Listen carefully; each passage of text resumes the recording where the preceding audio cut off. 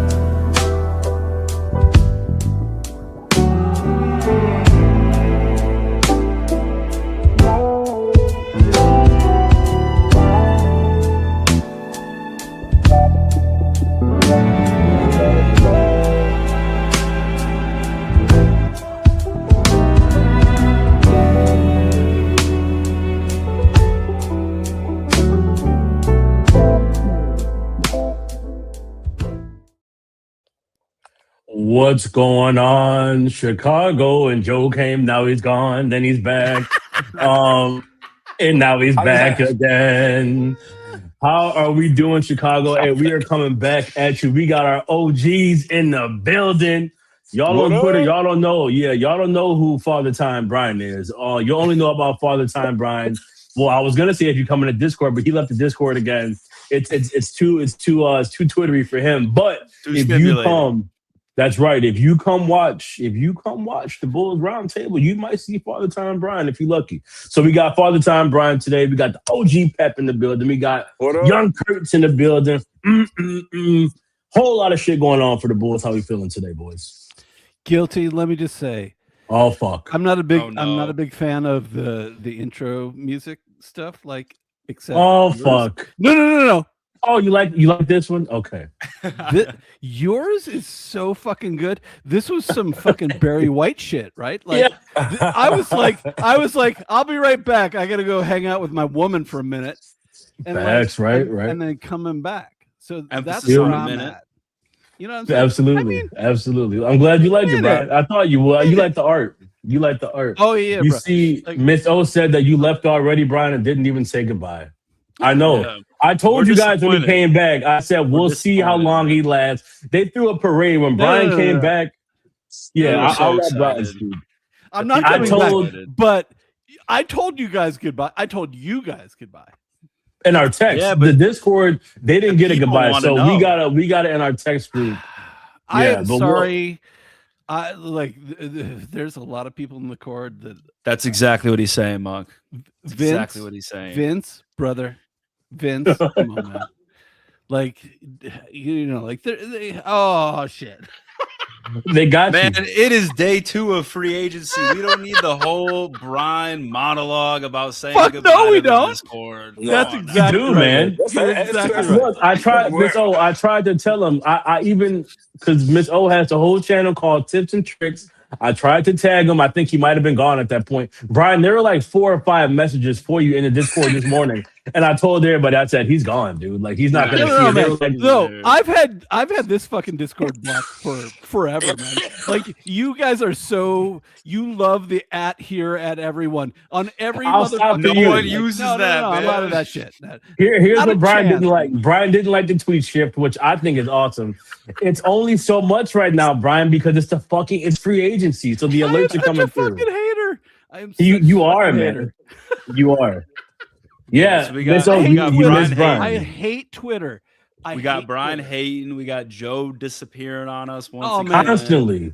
Wait, no, I'm trying to look. Man. You know what it is I'm trying to keep the YouTube going, and every time I go to Twitter, I thought that it keeps my camera up, but I guess it doesn't. Oh, that makes sense. I got the kids here, so my 12-year-old's using a laptop, so I'm on my phone.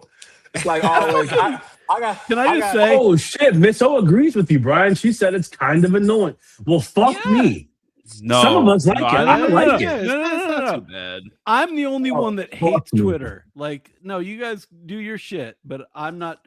But like, I want to talk about Joe and he sits out on his porch. This is clearly your porch, and I fucking love this, man. Like, you're just Florida.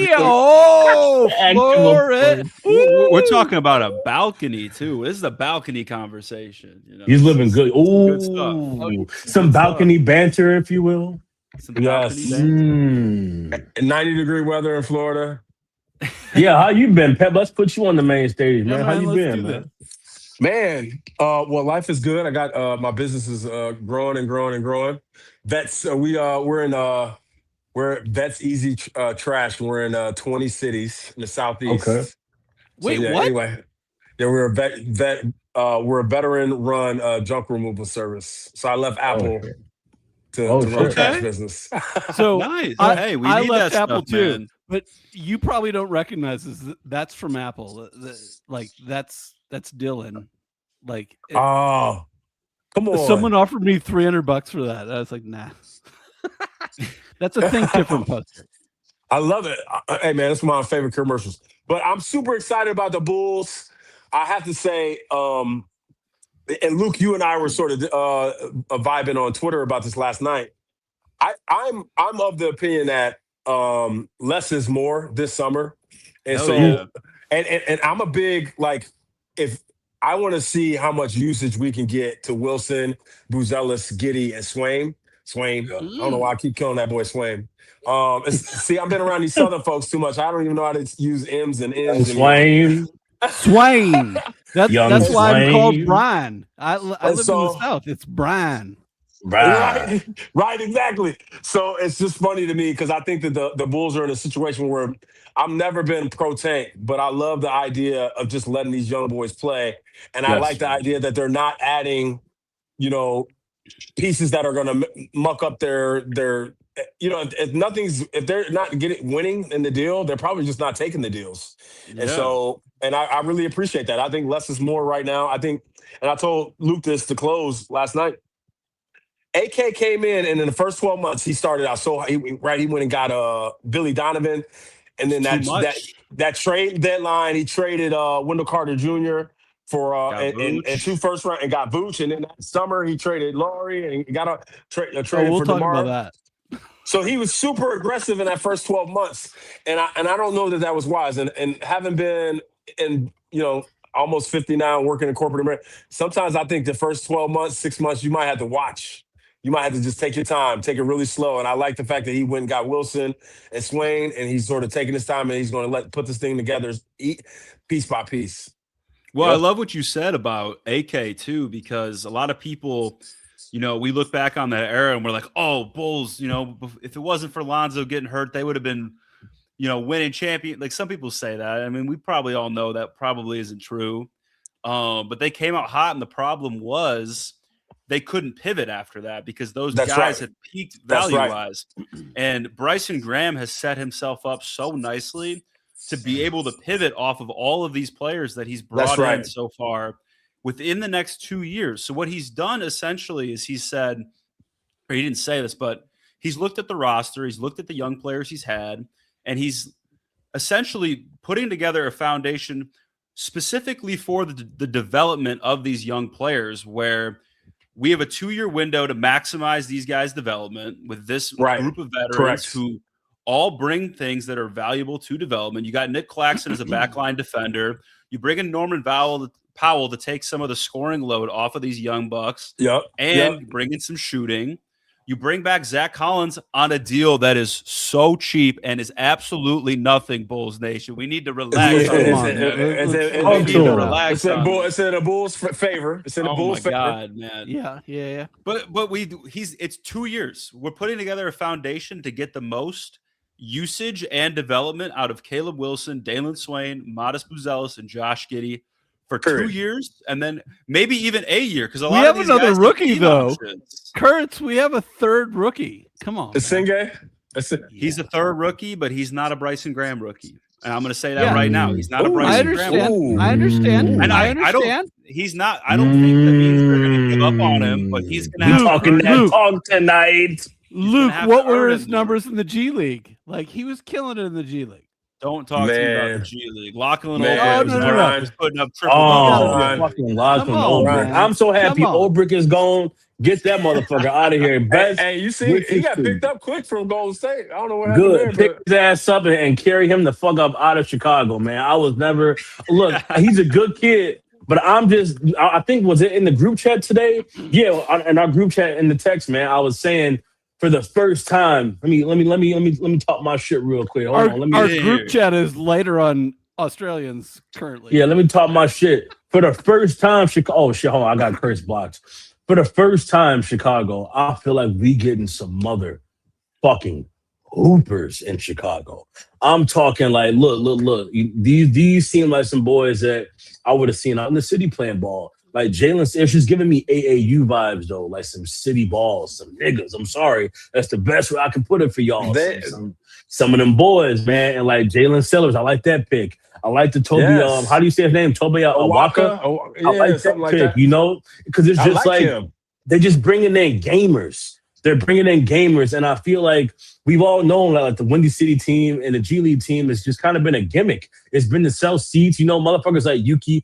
All respect to you, Yuki, but I mean, like, come on, boy, like Yuki and put some investment in there. I know what you're saying. Yeah, you feel me? It just felt like it was more so like for like a circus clown show kind of a shit. Our G League team was like, if you want to go have a good time. Kids, a lot of Chicago kids, they like to get that local flavor to get the seats in it. Filled up. Yeah, I feel like I just feel like now it was gimmicky, man. It was for a good time. Take the family out and go watch the Windy City Bulls. Yeah, man. Yeah, and now, but now you look get on over to Hoffman Estates. Yeah, you know, it feel like we bringing in some dogs now, like all across the motherfucking board. I mean, Caleb Wilson, it's a good Jalen Swain. Come on, man. Norman Powell. Come on, man. Like, BG is showing you the kind of players he likes, and they're all gamers. So it's crazy. It's crazy what you're saying, too, Jordan. So Tiago Splitter is on one of the radio junkets, and he basically says we have to get culture guys. We can figure it, like get culture guys. And so what's the narrative in all the UDFAs?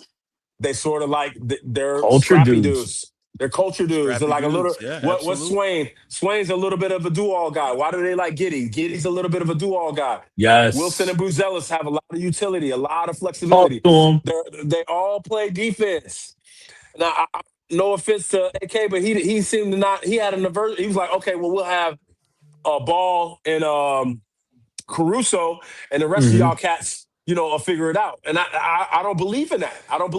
And so you got, you know, potentially your four, you know, and listen, I don't know where Giddey ends up guarding in a you know, if he is part of a core that contends, but Swain, Wilson, and Buzelis can play D. And real talk, whether you keep Claxton or you replace Claxton with another guy that's similar to that, you got a 3, a 4, and a 5 that all can average over a block a game. That's a huge deal. That is a huge deal in terms of rim protection. So I really, really agree with you, Jordan. I think he said, this is the Chicago Bull. And Billy used to talk about this, but it was like, to your point, Billy, you know what the Chicago Bull was to Billy? A point guard. Come on. Billy loved undersized players. What you're saying, Jordan, and we've talked about this. What did Paxton like? Paxton like goons. Who does Paxton go get? He goes and gets Heinrich. Then he gets Gordon. Then he gets Dang. Then he goes and gets Tyrus Stein. He go get Noah. Who's he go get in his big free agent acquisition? Ben Wallace. Paxton was a gritty player. So then who does Foreman get? Foreman gets front runners because Foreman is a front runner. Then who does AK get? AK gets offensive players because he likes offensive players. He doesn't like well-balanced players. Yeah, man. So who's Graham? Who is Graham and Splitter? These guys are grimy guys. They came up through the back channels. He had to work from the mud. You know, right, pulling it up from the mud. So who's he going to get? He's just Swain. Swain was playing as Xavier. He does 1 year in Texas. He leads the team in every stat. Right, Wilson is a wild card. Yeah, not just because. I think Wilson legitimately has the most fire. Like if there was like a rating, if there was like a 1 through 100, he just has the most fire of those top 5 guys. And Buzelis is like, he gonna talk shit to Luka Doncic even though he getting business. Sir. So, now you got backup too. Now Buzelis got backup. Now we got backup. Because in the past, I felt like Buzelis, when he was talking that shit, everybody was like, yo, Modest, dude, don't do that. That's Luka. Now the squad like, man, talk that shit. Hey, hell, you talk that shit, Modest. Fuck Luka, nigga. Fuck the Lakers. Now, you feel me? Come on, man. Pep, you know you cooking when Guilty's coming with the ad libs, man. Oh, You know you cooking. Come on. That's when it's going. I told you, hey, when it's just us and we don't have a guest on the show, we kicking it. It's barbershop vibes all back again. That's why we had to call the OGs for this episode, man. Facts. All right, Also, question for the group. Yo, go, Luke. All right, so we just talked about culture a little bit, right? I was thinking about this today because, last summer, right, we heard a lot of talk about Io and Kobe being the two guys on the team that were getting everybody together in the offseason. Right. Putting together the practices. Who are your guys' picks on this current Bulls roster? Oh, I love this who are gonna question. take the leadership role and put the offseason plan together for the squad? Oh my gosh, I love this question. Modest, obviously. Is Modest doing it though? Is he stepping up like that? No, I mean, Modest is Modest and Pat. I'm gonna tell you who it is. It's Modest and Pat Williams. And I know people don't want to hear that. People don't want to hear it. You're not wrong. No, I want to hear that, but I don't believe it. I don't know if Modest is there. Williams. I got more faith in P. Will. Okoro is there. Every time we see somebody doing something at the Advocate Center or somewhere, Modest is at the building. Modest goes to work at that building like it's his job. Somebody told Modest, listen, man, you go there, you get there at 5 o'clock, you leave at 5 o'clock. And you do that Monday through Friday. Somebody told Modest that, and that's how Modest has been moving. Pat Williams, every time they're doing a junket, they introducing Bryson. Pat Williams is there. They introducing Thiago. Pat Williams and Okoro are there. They introducing the rookies. Pat Williams is there. Patrick Williams is always in the shot, and that tells me, what did Joe Cowley say? Joe Cowley said Patrick Williams is having a good summer so far. Yes, sir. Why is this that? This is true. So that's my answer. Well, my answer is Modest and Pat Williams. Damn. I like the Patrick Williams answer, and I'll let Brian and Guilty get to this too. But to your point, like we've seen Pat kind of take at least a vocal leadership role at some point. Yes. Like, he was the guy that told Billy about his Hall of Fame nomination. Like they said, Pat, like go let Billy know, So I think he does have some sort of voice in that locker room. But at the same time, I want guys that are going to be our best players being the leader, because that's when you have a chance to do something special, is when your best guys, your go-to options are the ones that are really leading the charge. But Brian, Guilty, what do you guys think? My bad. I was pulling up. Yeah, you go first, Ryan. You go first. I think Powell got that strap. I think Guilty looks really good in pink. I gotta say, my man, you feel me? As one man to another, like, come on, appreciate you. I'm shining out here. Good. Like, I appreciate you, OG. Good color for you. Like, my man. Did your gal dress you in that shit? Because she got us matching hoodies, matching necklaces. We were just talking about it today, man. Like, I've gone from just a fucking like Tarzan, complete savage, to a well-cultured individual, and it's all because of my girl, man. Like, she makes the fucking background for the T. I almost called the shit. Shout out to her. Show. She loves my Tiffany lamp, but I'm in Studio B. Sorry, she does, man. No, she does, but yeah, no, she's the real MVP behind the scenes, man. Truly. So let me just say, like, I am watching Norm do some damage. It's amazing, right? Dude, look at that dude. Good, man. People were pissed about, like, they're like, Norm Powell. Man. No. So, like, who? Steph, no, let me talk to you, brother. Come on. Come on. See, Brian, this is why you need to be in there. They were talking about this in the court today. God damn it. Yeah, whatever. Come on. Man. Come on, Steph. Come on in here. And let me tell you why you're fucking stupid on that fucking. That is some bullshit, motherfucker. Like, shit. Sorry, Steph. No, you're good. Steph is good. Like, but like, Norm is our culture setter. 100%. And why is that, Brian? Why, Brian? Why do you think that is? So he is a champion. Yo. Just like straight up. Like the respect from the young. I forgot he played on Toronto. Oh yeah, brother. Come on, man. I forgot he was on that Toronto team. Was he on that team? Don't be hating. Yeah, he was. This is whose last chance since V-Dog said Brett Siegel mentioned on his YouTube show the other day, because of new regime, he feels the pressure for sure. Who's that about? Oh, Patrick Williams, probably. Oh yeah, probably Patrick Williams. Yeah, I mean, somebody told him this is your last chance, bro. You got 3 years left. You can don't be a bad contract. Somebody told him that. Go ahead. I'm sorry. So let's talk about Norm. Is he slightly overpaid?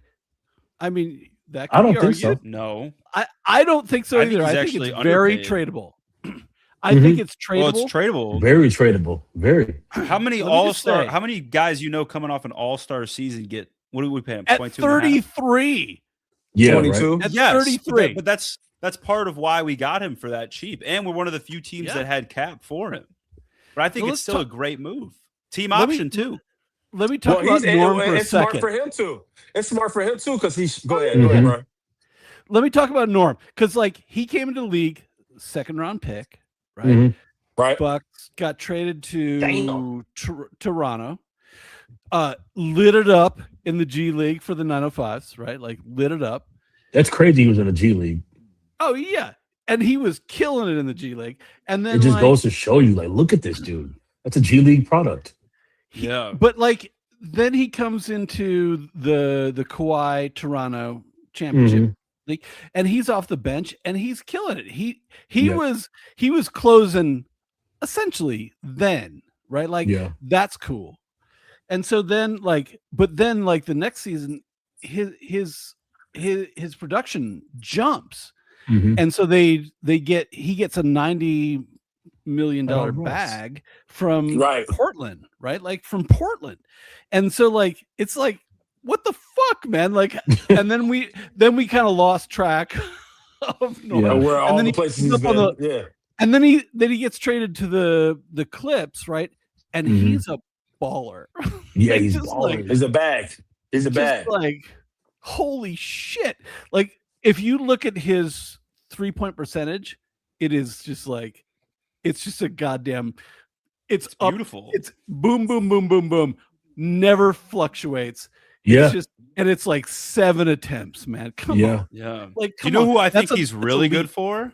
Who? He's going to be great for the development of Sellers, I think. Oh, Sellers. man, yeah. Sellers gives me That's some cool. Norman Powell vibes. Teaching him how to like Use use a shot selection, get to a Well, spot. shot Wow, selection, but also in the G League too, working his way. Oh, up. Just a good role point. model. Just a role Like, model. yeah. Yeah. Yeah, Good just a point, good guys. Oh yeah, that. come here, Yeah. young I fella. love that. Come here. Come sit by me. Right? Like, Yeah. and that's the shit. Because Mm. like he's a fucking like who's gonna He's not shit on Zach Norm? Levine. He's anti Zach Levine. He's He the has- I also exact think- opposite of Zach Levine. Like he's Back gonna up. he's a guy that's gonna take that mentor role and run with it too. Like Mhm. he's not a guy to me that's like, oh, Shying like, away from that. Yeah. I don't need to do that. I'm just here to hoop. Right. Like, no, I think he wants that because I think people did it for him too. You know, Mm. so I think he wants to be that guy. And I think you saw it a little bit in Miami with a couple of their, role playing guards in the backcourt, like Pele Larson and Drew Smith too. Like he kind of came on out of nowhere, totally. and I bet Powell was talking to those dudes all the time. So Mm. But guilty also to pass it to you. It's like we need shooting bad. Mhm. And Norm is a shooter. Like Yeah. it's I'm hard gonna to pull get. up his Miami Heat highlights. 'cause, Oh, well, his wow. last year with the Clips, he shot 46% off the catch from three. It's juicy. What the fuck It's is that about? Juicy. Yeah, But he was does crushing all it. the And things. people were like, I can't believe he didn't make the All-Star game. I remember that. Yeah. And he did at 33. I But you did know not what? look it up. You know Has what I love? anyone first Oh, that's a All-Star at 33? Anyone? I'm gonna look That's that a up. I crazy feel like it's a shot. big man. I feel like there's a couple big men It that could maybe be. did it as like At 33 is kind of crazy though. It's kind of late. yeah. It's Well, you know, super late. one of the things I love about modern sports right now is these guys are taking care of themselves well into their 40s. And so it used to be when Brian and I were coming up, Mhm. Isaiah Thomas was washed at 30. He was Yeah, done. Right. I think Magic's last championship was like 29. And in hockey, like it was like everything was done at 29. Like nobody Yeah. played late. And so with Yeah. the miracle of modern medicine, these guys are playing really well. So a guy like Powell, he's just like I got a process. I'm gonna get a little bit better every year. Before you know it, he's 33. He's still got good shape, great NBA body. He's got a ton of experience, but he's built his skill level to such a high level that you're like, wow, like who is this guy? Like CJ McCollum, Yeah. right? So Yeah. you get a guy Oh, that's yeah. playing really, really well into his 30s and Yeah. can be a great mentor for a team like the Bulls. Yeah, facts. But Norm is also a brick shit house. He's got the big ass, right? Like Right, he's, right. he's a tank. Hey, you need that, 6'3". man. You need that. Dude. Also, how much shit. does it cost? How much does he have to pay Noah for his 24? He's gonna be 24. Noah's changing numbers. It's fun. Wait, can you guys see Brian? There Now I you can. go. He's back. Oh, He's there, back. I'm back. Yeah, I mean, what's the over under on that transaction there, Brian? What do you think? I don't know. Do you got 2 million? It's ones of it's ones of thousands, I would think, right? Like I don't know what it costs. Nah, man. What does it cost? Anyone? What number was Noah rocking on that French team that he was playing? Was he rocking 24 back then too? I don't remember. I think he was in the teens. Was he rocking a 17? So he's going to change numbers. I'm gonna tell you what Norm doesn't change numbers. He was rocking 12. Noah was rocking 12. Oh, okay. Anybody got 12? Just Kirk Heinrich. No, yeah. You know what this reminds me of? This reminds me of when the Bulls got Brian. You'll like this. When the Bulls got Jalen Rose. The Bulls got Jalen Rose, and Jalen Rose was like, he was the last like veteran star we had before the baby Bulls took off. And like he came in and he averaged like 22, 23 points or whatever. And they sucked. And I think that's when we got Jay Williams. And then Jay Williams was good. And Jalen was like in his last year. And I think they traded him to somewhere.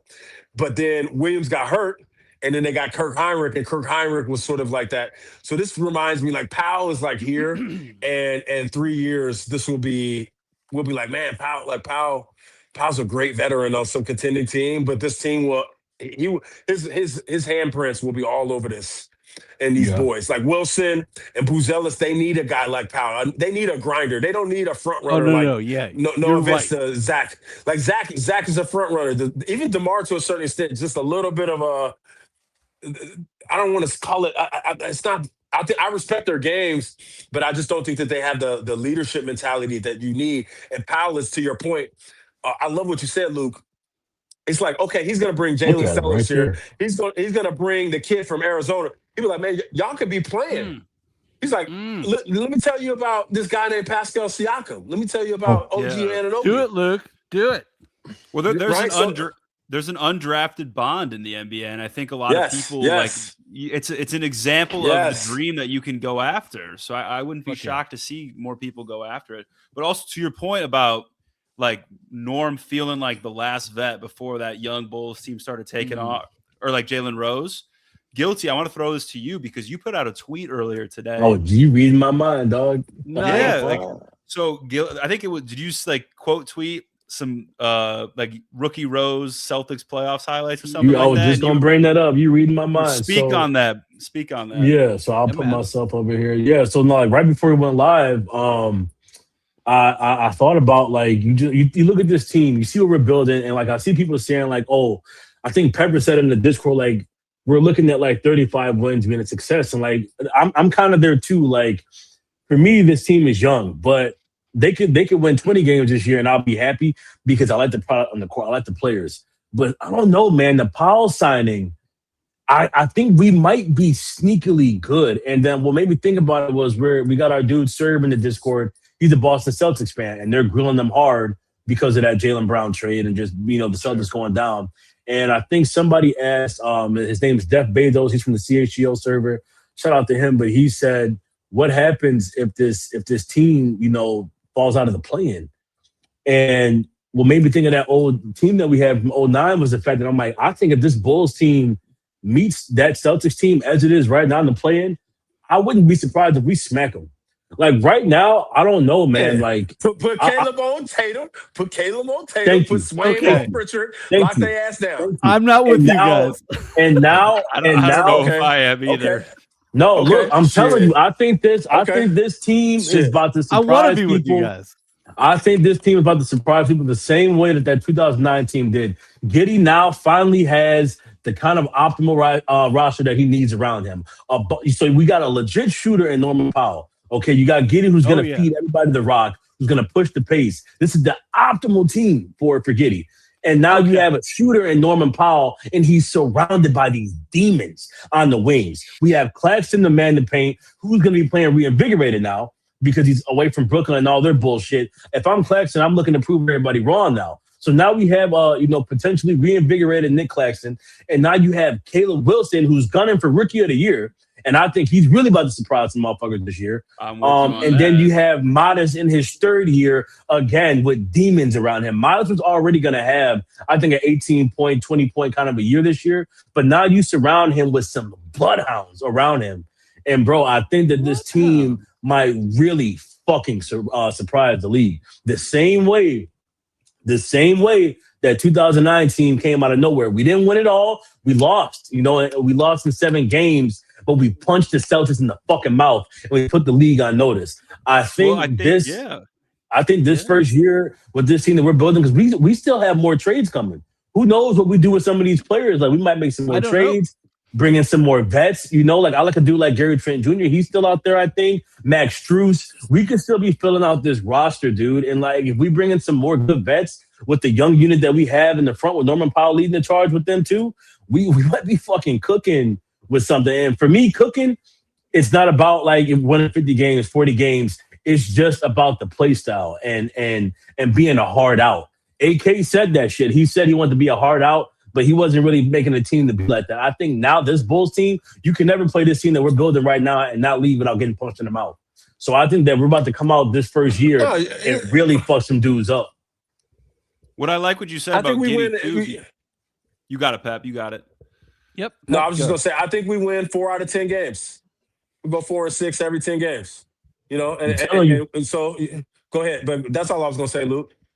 Oh, I was gonna say with the Giddey thing too. This is gonna be the first time in his career that in his career with the Bulls, I should say, that he's playing with not one but 2 players in the same lineup capable of being a role man and being an effective role man. So it's not like it's not like every time it's just gonna be Vooch setting a screen. We're gonna have Caleb setting screens. We're gonna have Claxton setting screens. Like hell, even Noah might set some screens. I think he's a pretty good role man too. Like you've got options. But let me ask you then, Luke. Luke, you're a hooper. If you were Tiago Splitter and you had Josh Giddey and you had those 2 boys and Claxton, how would you tell? What kind of offense would you run? I would be running so much stuff through a high-low set with Caleb Wilson at the elbows and then Nick Claxton the dunker spot. And on the baseline? Yeah, and I would just be having – actually, I would run a high-low set because I think Mike pointed it out yesterday, and Pep, you mentioned it too, that Claxton actually had a really good year facilitating for a center, right? So you get a little high-low action going. Yeah, but you get a little high-low action going between Caleb and Claxton who could both pass. They can both – switch positions at the high-low spots. And then you have Giddey throwing the entry pass. You've got Powell and Buzella spacing out, cutting, filling the lanes. I think that's what I would personally do. I still don't love running a majority pick-and-roll offense with Josh Giddey as a primary pick-and-roll ball handler until he can prove that he can be more effective as an on-ball scorer in pick-and-roll situations. He's got to prove that he can, knock down a pull-up 15-footer if they're going under, if they're sagging under the screen. And until he can do that, our pick-and-roll game is not going to be super effective with him as a ball handler. But I do think Norman Powell could definitely come off some screens and go hit some pull-up jumpers. But I think the offense needs to be more oriented to, like, spacing and cutting off-ball, running a lot of off-ball actions more than the on-ball Billy Donovan offense we've seen for the past couple of years. And then, Brian, let me ask you. So if you look at the defense that Johnny Bach ran, would you run? I think you're running a trapping. Like I'm getting like all these 6'8" kids out. I'm doing double teams at the top of the key.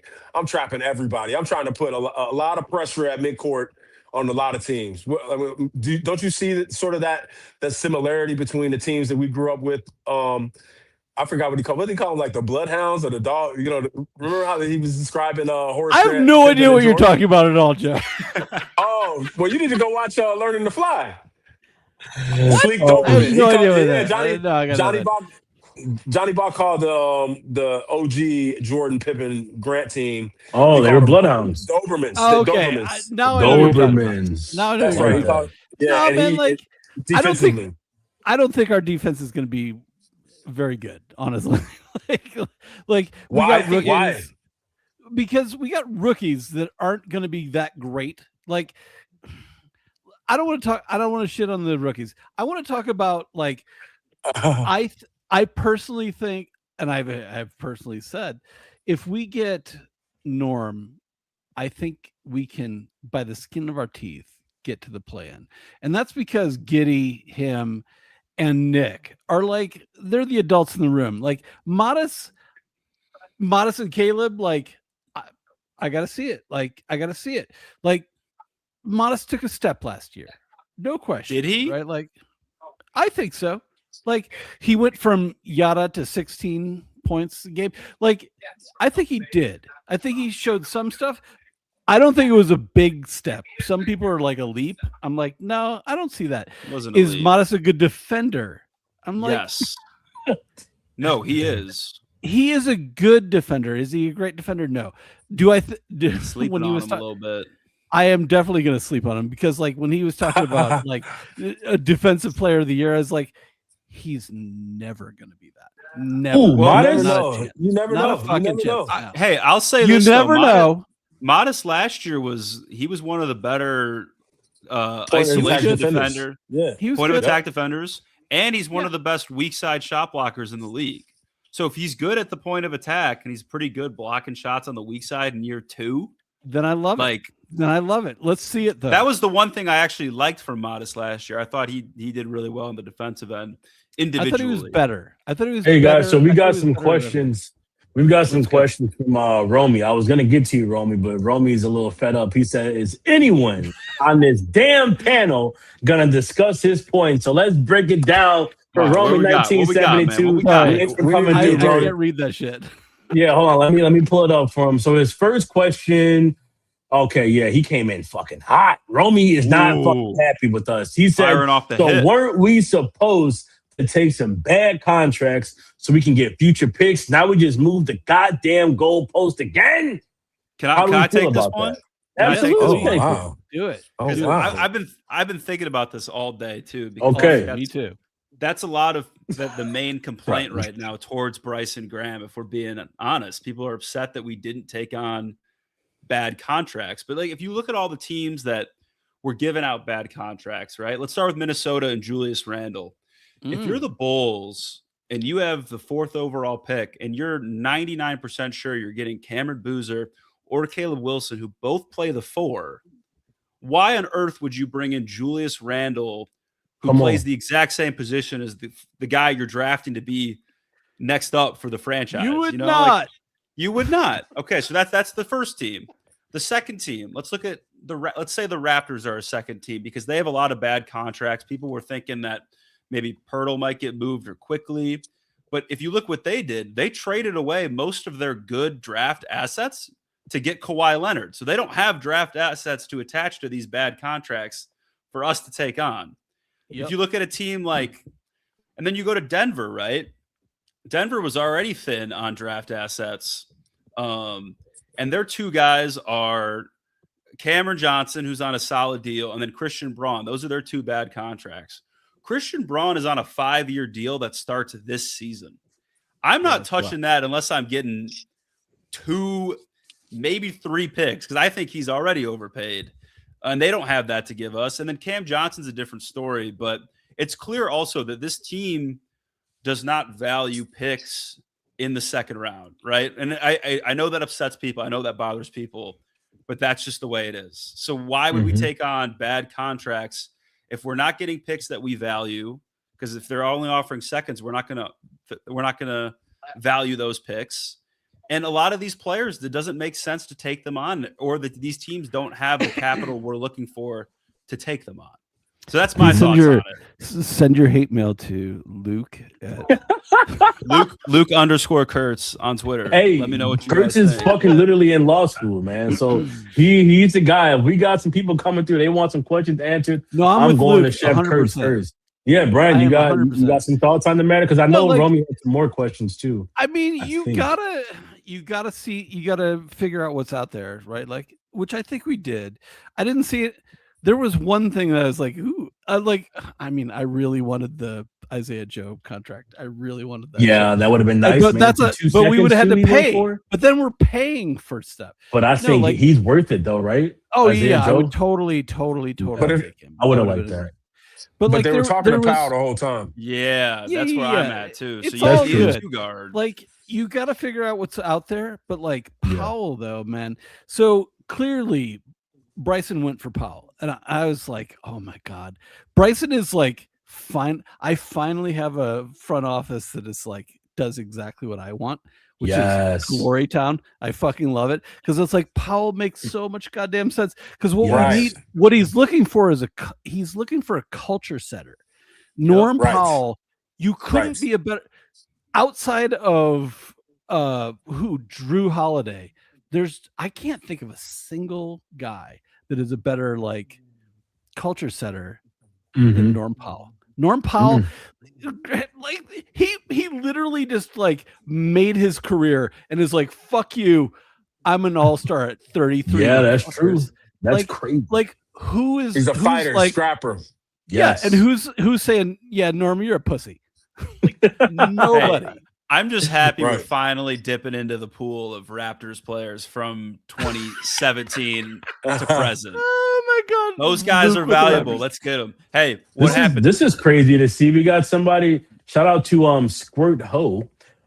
He said, "Are we letting fans join the call?" For one, I like I said last night, it's still surreal that we have people even come through the chat. I didn't know we had fans, guys. I mean, fuck.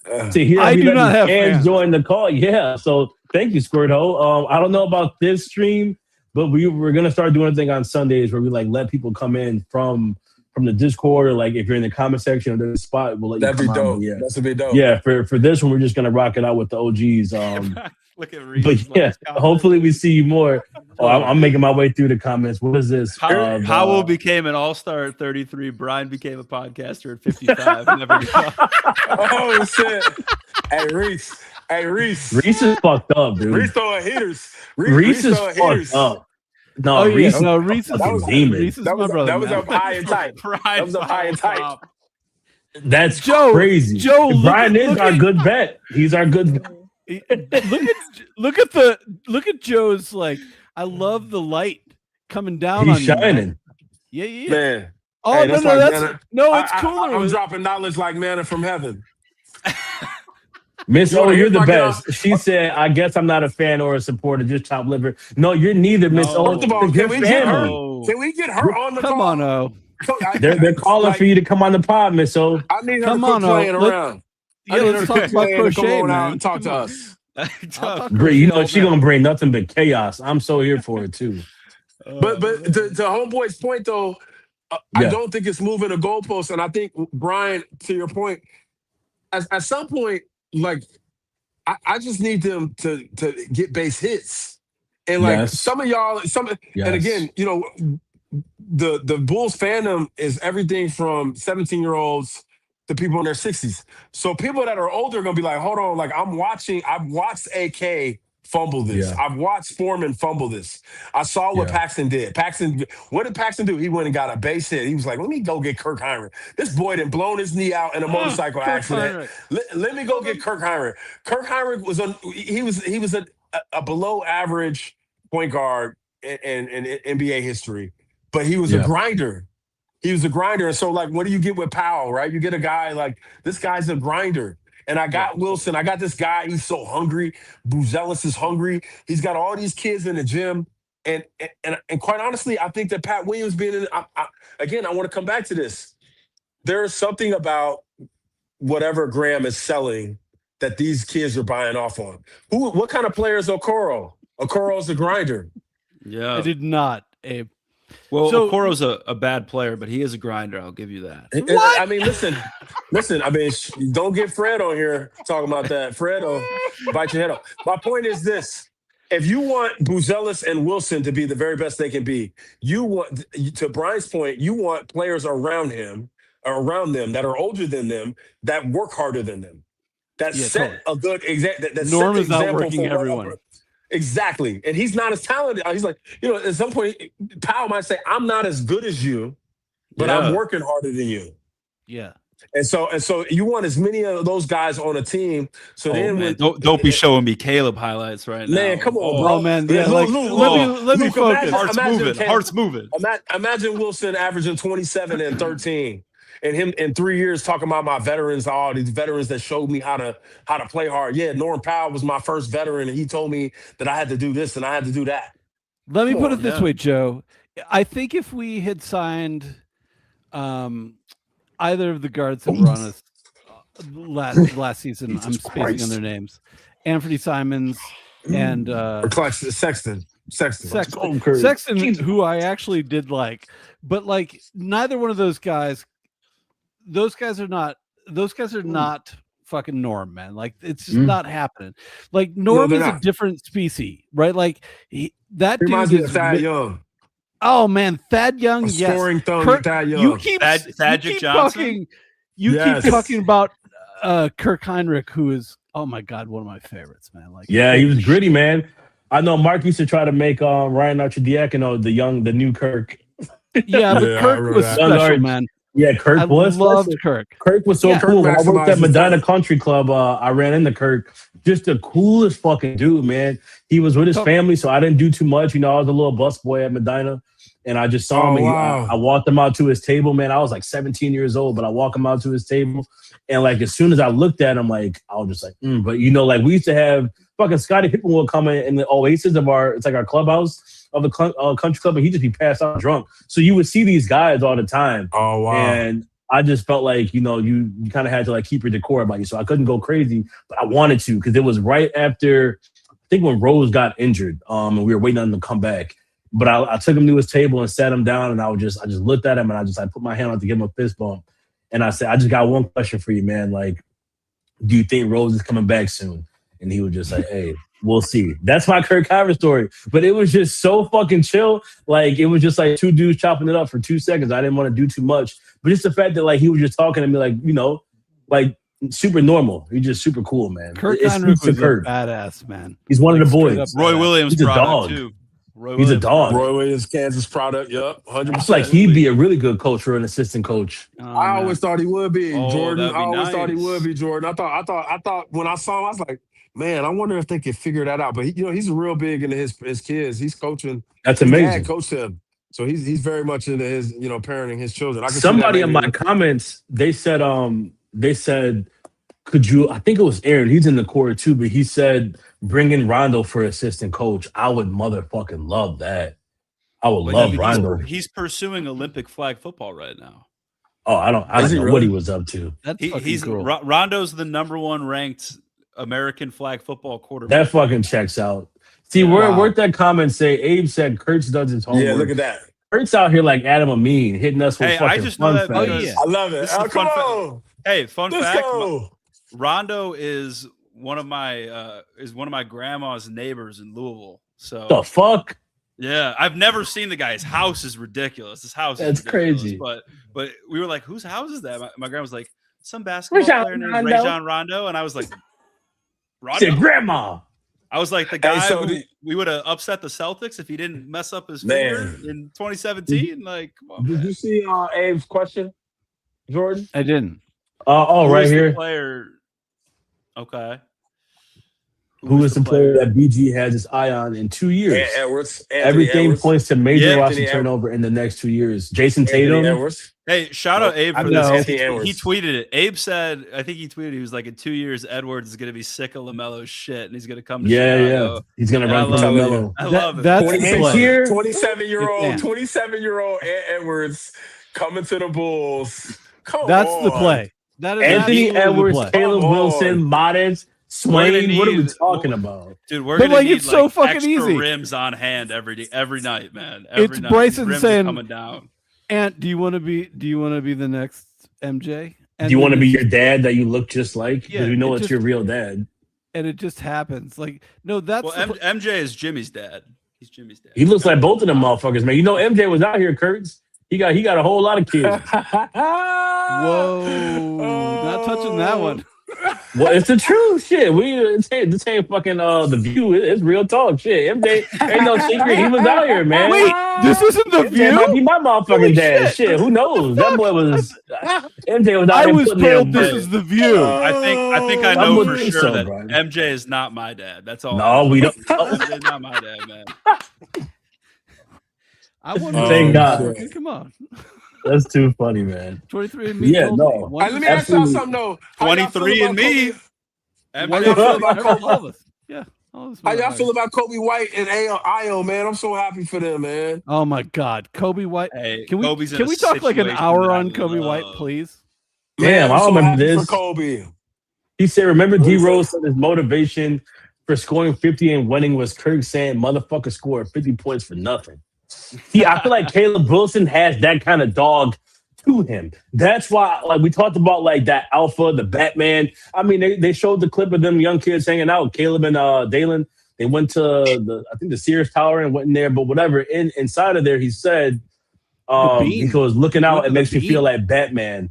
And he goes, well, I am Yeah. Batman. You know, I think, and Kurt, you've been talking about this for a while. I think Peppers, you brought it up today too. Yeah, Like the archetype, Batman and you too. said like, Yeah. who's Yeah, Batman, but- who's Robin? I think Caleb's like Batman. I would say Modest is like Nightwing.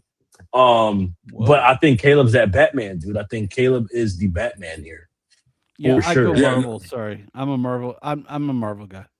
Who you got from Marvel? So Caleb Iron Man, I don't know, like he might be like, or I don't know, but like I do think to your point, Jordan, Caleb is our 1A, and I think that he, I see. He's taking Man, that, though. He's taking Oh that. man, Yes. there's so, and honestly, his game is so full. I'm trying to think: Yes. is he a Look at power him. forward?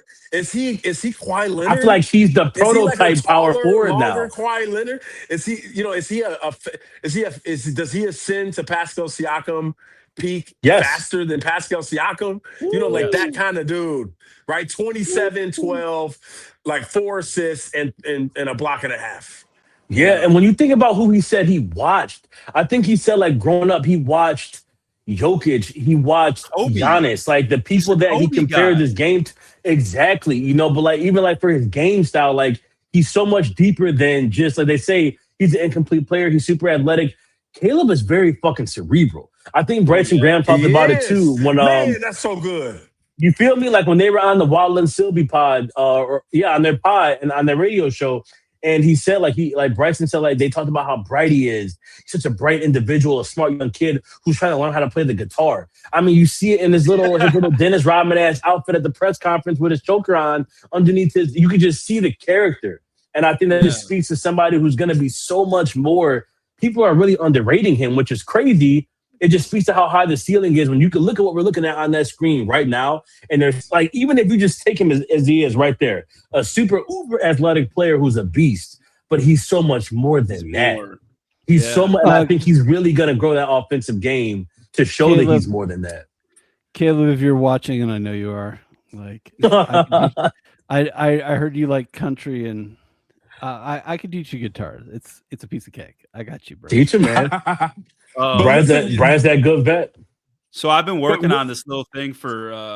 I was gonna do like a little community post about it. I thought it'd be fun because we're all talking about slap and Bryson Graham's slap thing, and I was like, let me look at my favorite players and create a Kurtz acronym. Oh, let's okay. go! What I like the players. Let's go, Kurt. This is pending approval from Roundtable, but it's coming out soon, I think. But one of my things was my K was kill switch, right? And I was thinking about it's players like I was thinking about Jimmy Butler in particular because he's obviously one of my favorites. He's probably my favorite modern era Bull, just because I was a little young for the Rose years. But anyway, like Jimmy's got this thing where he recognizes when the momentum of a game is swinging away from his team, and that's his cue to go, right? I look back at Caleb and specifically the Duke game. Because his team was getting crushed. They were not getting anything on offense. They come out of a timeout, and Caleb's like, "Give me the rock. I'm gonna put this team on my back, and I'm gonna get us back in this." And what does he do? He hits does a couple it. tough middies. He does it. He's got that kill switch. He understands momentum and when it's time to go and when it's time to let the game come to you. And I think that's so important in becoming a Batman player in the NBA. Absolutely. No, Where I the old agree. heads go? Hey, they probably fell asleep or something. You know how the old heads get out, man. We'll take it over for now. Okay, we got OG. I had to plug my device in. I was running out of power. Pep, you were gonna say something before Kurt I did his literally acronym. had to go for wine. That's good. I haven't had a drink in a minute. But Pep, you were getting ready to cook something we up. had to go to the bathroom. No, Jesus well, no, Christ. I think that the biggest thing is what you're seeing is they said Wilson. The reason that I believe you, Kurtz, when we talk about him being that good or whomever was saying that, when I look at it, I'm training a guy. I'm like, okay. When we used to study Michael in Chicago ball in the 90s, you used to say, okay, how do you mimic Michael when you play? So everybody in the 90s was trying to play like Michael. And what did they do? They had jab step, two dribble pull up. And you'll even hear Tracy McGrady talk about it. He'll talk about bag stuff. You look at Kobe Bryant's bag work. It's jab step, two dribble pull up, two dribbles and a spin move, two dribbles through the leg and finish with the left hand. If you watch Caleb Wilson, he's playing power forward. He has 7 moves. He's jab step left, jab step right, two dribble pull up. He backs you down, does a pump fake over the left shoulder, and then does a step through with the left hand. He has a bag, and to jump that high and have that kind of bag, that's and what that I believe. motor and that touch too. Like no one's yeah, he's got a touch. That is going in. Look at that. It's pretty, on, and it's already prettier than that now. See, so Right you put a bag. You put that's a nasty midi. Come on, right. And I'm gonna tell you straight up, I don't think that he needs to shoot 5 threes a game to average 30. Yo, Pep, he's got a midi low key. You see, he's getting it in the post. He's getting it in the post and doing like a turnaround midi. It's like a little tennis shot of his. I'm pretty sure. I didn't know he had that. He shot 46% from mid range. Oh fuck! Yeah. Oh wow! I didn't know he I'm had not that here to too. reel in any of the Caleb love, like, because I just want to see him. Like, we have 9 days, and we're gonna see some shit. I want to see some, bro. Like, I am so excited to be overexcited about Summer League because I'm gonna. I feel like the show is gonna be there. I feel like him and Swain are gonna put on the show. I'm like, man, well, do you know what I like more too? Caleb didn't get to play in March. All these guys got to play in March. Oh, yeah. So, you know, he itching. Dude, he itching Look to at these play. passes. What the fuck? And like, and Swain is my guy. Like, everything else kind of fell into our lap. Like, I'm not taking anything away from Bryson because he had to pull the trigger, but like, Swain was his guy and Swain was my guy, right? Like, I was like, all right, finally, I get because that dude's gonna be good, man. Like Swain, the shot, the shot looks like I'll put his trash. The shot is not that bad. It's not that bad. It looks like he's trying to fix it before he gets to the pros. It was so goddamn slow and had such a hitch to it. But it's got that I don't care. Like, I'm like, there's nobody has that bad of a shot that isn't working on it, right? Like, it's like he's literally thinking through his shot. But he didn't shoot it terribly. No, he was fine. He was fine. He was average. He was NBA average. I was like, so I don't know if you guys saw this. 34.5%. Everyone's like, oh man, can't shoot. Did you guys see the thing where he's talking? I think it was KOC who look at that move about his shot. Like, so tough. But he was talking about when he was younger, he was a fucking shooter. He was a sharpshooter. And I was like, I believe it because like, no, this guy's gonna be good. That see that drag step? Yo, yeah. Hey, what if he's better than Caleb his first year? Oh, I mean, that could happen. Look, I think it could happen. Look at his bull. Look how he. Look at watch him bulldog. This is he gets downhill and he is aggressive. Yeah, look at that. Oh, the crossover. That's fucking sweet. Like, hey, so I wasn't. I didn't get to see those guys live. So to Pep and Brian, footwork. To Pep and Brian, would you say that like they got like a Michael and Scotty dynamic going right now? These two. I mean, I'm not doing that. I'll let no, like not even as far as skill set, just about how they complement each other. Oh my god. I think what I'm seeing, I think it's a great.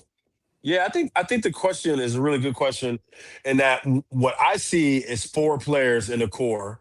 You have two Hmm. players in Swain and Giddy that play a similar game. Maybe one's a better defender than the other, but they play a similar game, right? They're a little bit of do-all players, and then you have two 6'9" guys that Right. basically both can play. They can interchange on 3-4, and I've never Hmm. seen that before. So that dynamic, I think you're asking if they're complementary is really at the root of what you're asking, and I think the answer is Yeah. yes. I think that they very much complement each other, and they all like they can play a game that's shared where the ball is shared a lot. Yes.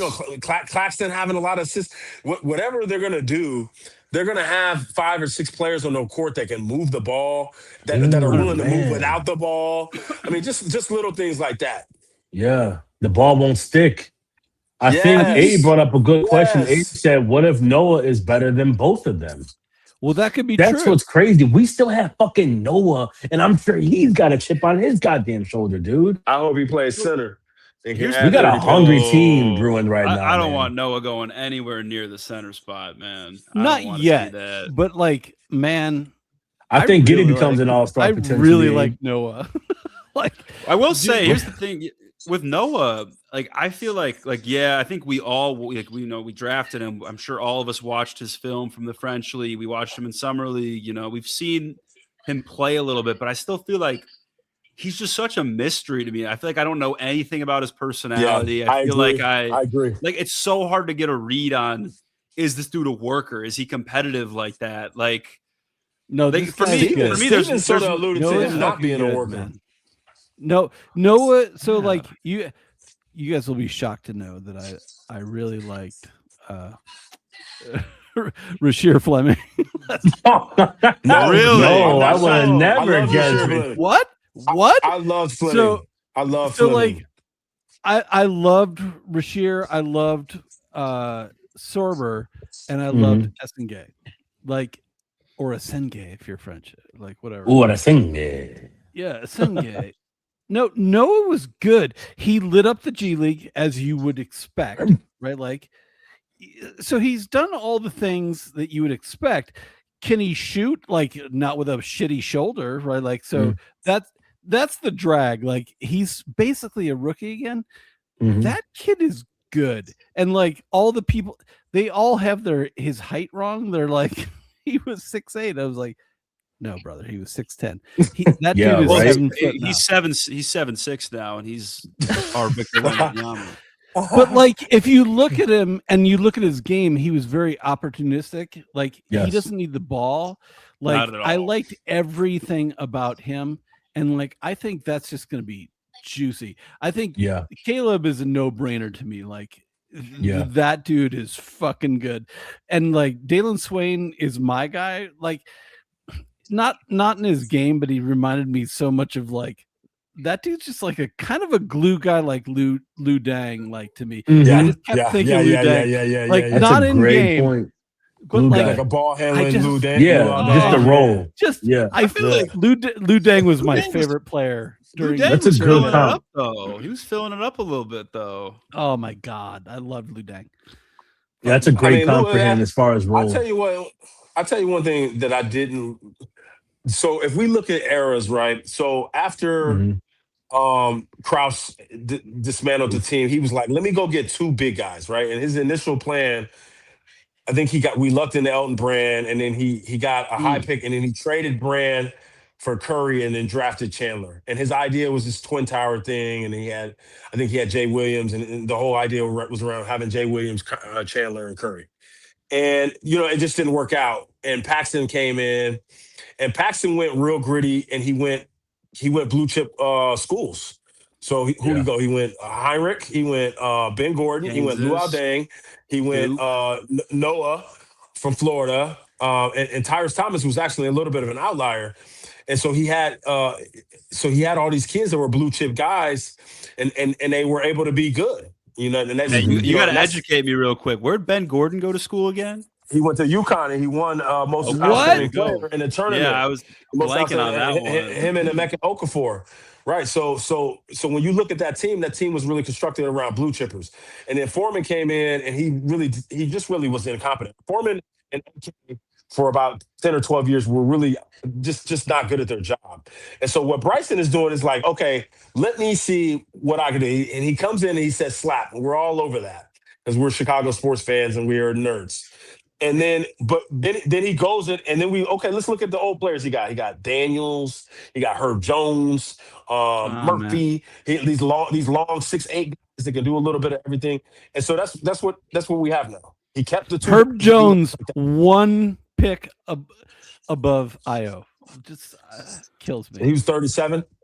Well, I think it's hilarious that like people hate on Slap, but like he's followed through with that to this point. Everyone he's brought in is correct. Yeah, like correct. So, I like it. I these are players that I've been begging for years because at the end of the day, you're playing a sport. You're playing a sport where athleticism matters, and athleticism is an advantage. Like I love one of the points Rob is making is I'm pontificating, but like it's like Swain is like gonna be a little bit like Giddey. Like that dude's not gonna. He's like he doesn't need to score 20. He's not gonna give a shit about that. Right? He's gonna like score 12 points, 5 like, rebounds, and 5 assists. He'll have 20 and he'll have 4 and not care because like that dude's a baller. That's what I care about the most. I love that dude. His defense should be great at some point. And I would not be surprised if you get a team, back to your point about what the ceiling is of this team, this team could end up being like one of those like Atlanta teams that Budenholzer coached, or like the Denver teams before the George Karl Denver teams. There's a couple teams that throughout the history of the league that win 40, 50 games and they don't have anybody that's good. They just got a bunch of guys that are just like, pretty good. They don't have all-stars on the team and they win 50 games. Like Kyle Korver and Al Horford won 55 games in Atlanta. And I think they got killed in the first round. So like this team I could see them starting like that until Wilson and Buzelis become, the players we think they could be. Yeah. Yeah. I think the range of outcomes is like largely dependent on Modest and Caleb, because I think at this point we know what we're going to get out of Giddey. Giddey's going to, he'll probably give you 10 to 15 points on this team just because we've got more scoring options now. Norm is going to give you 24 a game. 20. Yeah. 24 a game, 20. Maybe. He's going to put up some points. Like, you're getting out of Clax. You're getting some good defense. Okay rebounding. Yeah, you're going to get 10 and 10. 10 and 10 or 10 and 8. Yeah. But like we've seen guys take leaps in year 3. Like if Modest takes a big leap, we're going to be in the 30s. We're going to be a 30-win team if Modest takes a big leap. What do you think? But where do you think he lands? Where do you like if you like just being realistic, objective? Like where do you think he lands in terms of year 3? Points, rebounds, assists. Points, rebounds, assists. I'm going to say y'all aren't going to like my answer, but I'm going to say. Speak your truth, bro. I'm going to say 16. I'm going to say 16 and 5. Oh, damn. 16 and 5. Oh, damn. But that's because I think Caleb's coming in and he's going to average. Caleb might average 18 off the bat. I think it's very possible that he's one of those rookies that really shows out early. And we've seen teams like that in recent years where, like, if you look at the Magic when they drafted Powell, like, weren't they all of a sudden they were really good? They were like, because he's an impact rookie, and they had solid pieces around him. So, So and like, he's actually, I'm trying to think of he might have been one of the most impactful rookies we've had in a long time. I'm so excited about the Giddey highlights right now. I got you, OG. Man, we're gonna. I'm gonna have to hop out here. I have to be. I have to be the biggest Giddey fan on this panel. I think this is Giddey's potential All-Star season. Oh my god, bullshit. Giddey is fucking good. Just not shut even the close. fuck He up. almost made it last year. Good. He did not almost make it last year. We are kidding. Yo, people were saying that he should have been in the All-Star. No, he almost made it last year because it was an international draft. It was. Hey, all I'm saying, no. All I'm saying is we about to put out a better team out there. I think Giddey might fucking sneak into the All-Star game. Josh Giddey is fucking good. Just like write it down in ink, cement, whatever you want. Let's write it down. Very erasable. What do you think he plays? Say he plays 70 games. What are his points, rebounds, assists, Brian? Giddey? He plays 70 games. he's going to get he is going to because Giddey wants to defer. Wants to. Yes. Right? Like yes. he's going to get Literally. like 14, 15. He might have to do 16. It depends because like whatever, but he's going to get 16.99. I've got 12 points. I think he averages 10 assists. I got 11 assists for Giddey. I got 12 points, 11 assists, and 8. I went low. 7 rebounds, just because we got a bunch of rebounders now. Like we got some. Oh man, with Swain, Jesus Christ, that might be the best rebounding backcourt in the league. Oh my God, Swain's about to eat this year. I'm telling you, man. That's why I like bringing Powell off the bench and running the second unit with Jones and Okoro. No, we got to start Powell, man. Powell's gonna be fun to watch. I think Powell. He'll get us off to good starts. No, Norm, that's fair. Norm that's fair. That's fair. We're going as far as because just imagine Giddey passing to Norm. So fucking often, man. Right, and they sag off because Muzelis and Wilson keep cutting it, and Classic keeps cutting, and Giddey can shoot now. Right, Norm Powell is shooting. He's shooting 4 out of 8 every game because they're scared that they're gonna get lobbed on from the other 3. Exactly. Right. What do we think a reasonable dunk total is for this team this year? Like I don't even know what an average dunk total would be, but like. This is going to be Lob City. Like this is they better be lucky. The league is lucky. The league's not lucky, but man, imagine Stacey calling. Imagine Stacey calling this team, dog. Bro. This is Shy Slammer Jammer. He spoke it into existence. Jesus I don't want to talk about it. My bad. I haven't watched any content on Stacey because I don't know. Even signing Norman Powell, like imagine Stacey going pow pow. You know, like, come on, bro. Powell right in the kisser, like, it's all good, man. Norm Powell is going to be every Bulls fan is going to love Norm Powell. Yeah, for 2 years. I agree. For 2 years. Romy said Simon on the mid-level. Was Simon going to sign that? If it works and here's my question. I don't want to take minutes away from Swain, though. We're out of spot. No. We're full. But like, I'm saying like, I don't know the answer to this. I'm sure none of us do. Is Norm like is part of the appeal to the Bulls because we had to overpay a little bit. Like because Norm was a little expensive. That's not an overpay for Norm. Just like by $1 million, right? Like we got lucky. But I'm saying like with that price tag. Here's the thing. Here's my question. Does he want to kind of be like, is he ready for that shit? Did he want to go chase a ring? Does he want to be a coach or something? Is he interested? I think, like you mentioned, he's a guy that kind of blossomed later into his career. And I think he's a guy who and to Pep's point too, like players are playing into their late 30s now and playing well because they're taking care of their bodies more. So in my opinion, it's a 1 year, and then second year is the team option, right? Which they could float and extend, right, for lower price.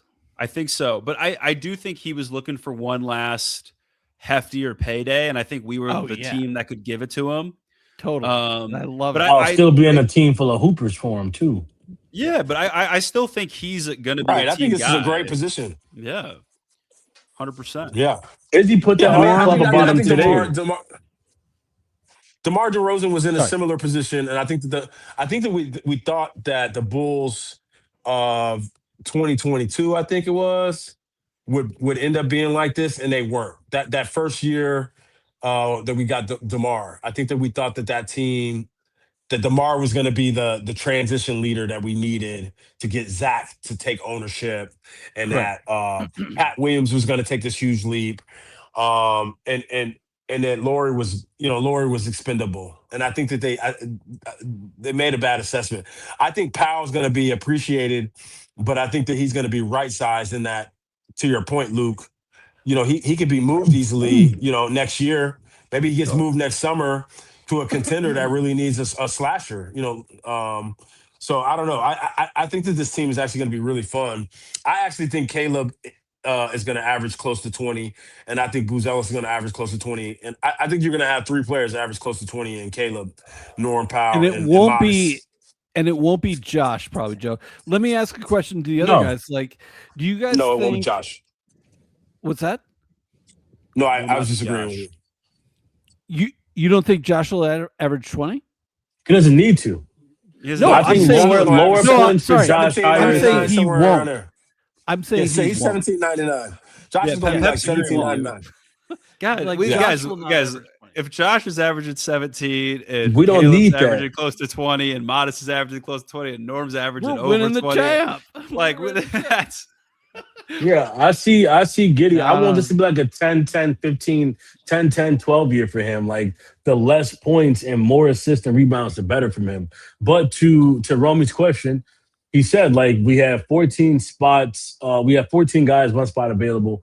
I wonder if Norman Powell also came here because who knows what those discussions were like. What if now I know that we're not trying to compete immediately, right? But like, what if the conversations like what if he knows that we're still building? What if he knows more than we know? Like, what if they let him know that we got more moves in store, that he's not just going to be coming to a complete rebuild? Oh, that's interesting. Let me frame this. I don't know if this is a Kurtz or Joe question, but like, if you're going, hey, Norm, come on, man. Like, hey, bro, we love you. We want you to come in and babysit and shit. And like, if shit's going right, we're going to trade you at the deadline to a champ. It's going to be good. Do you guys think that's a thing? Do you think absolutely? Yeah, I think absolutely. But I will say to Pep's point and tied into what Guilty was saying. But like, yeah, we brought DeMar in, but that team also wasn't constructed with the mindset of the youth is the foundation. That team was built to win now, and it wasn't good enough to win now, and that's when you get in trouble. I think Bryson understands that this team, however good and however bad they're going to be, is falling on the shoulders of how good Modest, Dalen, and Caleb become. So yes, he's bringing in these vets who can lead, but he's still intentionally leaving so much room for these young cats to have a big runway. So I think that's the big difference between DeMar and the Powell situation. Luke, let me ask you this. Like, so you played and like, did you sense your coach? Well, I mean, it's probably different for your perspective, but like from a pro, just emote into pro, like the pro coach is just like, you know what? Front office didn't give us enough guys. I'm going to say like you need to. You're like it's like God. What am I trying to say? This nigga Modest dunks everything. My bad, bro. No. It's really distracting seeing all these. It's amazing. It just gets me even more hyped up for what we're talking about. A little bit. Like everything we're talking about, like this is what we're talking about right here. Like Modest is about to have like Modest tries to dunk everything. Caleb is known for dunking everything. He has people around him trying to hype him up now instead of being like, hey, what are you doing? Throw that shit in the trash. Now he has a bunch of motherfuckers around him who are encouraging this shit we're watching on the screen. I'm telling you, these boys are about to get after it. Modest is a little bad motherfucker, man. I agree, he's a bad, you feel me? And I feel like that's going to rub off on Giddy. People underestimating Giddy. Giddy got that Australian fire to him, bro. I think like these are the kind of dudes you bring around him.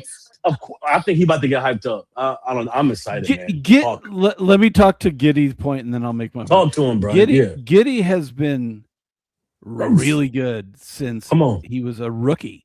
Like, do you guys remember Giddy as a rookie? Like, I feel like the people that don't like Giddy are like, oh yeah, fuck him.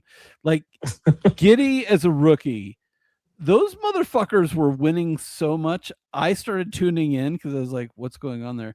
Because Shea was hurt or Giddy was hurt. Shea was hurt, Giddy was hurt. And those motherfuckers were winning way more than they should.